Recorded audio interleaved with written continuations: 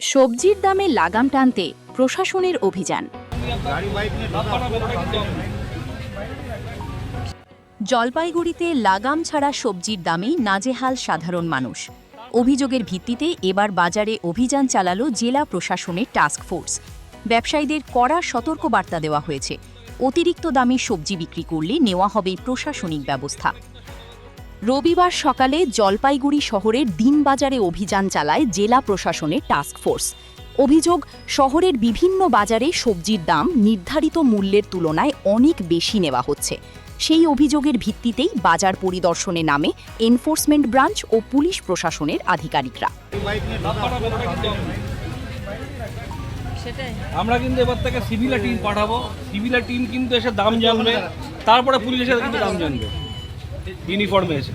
অভিযান চলাকালীন ব্যবসায়ীদের স্পষ্টভাবে জানিয়ে দেওয়া হয়, ক্রেতাদের কাছ থেকে অতিরিক্ত দাম নেওয়া চলবে না।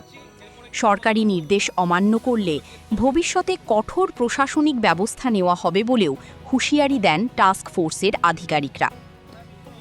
অভিযানে উপস্থিত ছিলেন ডিএসপি ডিইবি অভিজিৎ সরকার এবং জলপাইগুড়ি কোতোয়ালি থানার আইসি মৌমান চক্রবর্তী।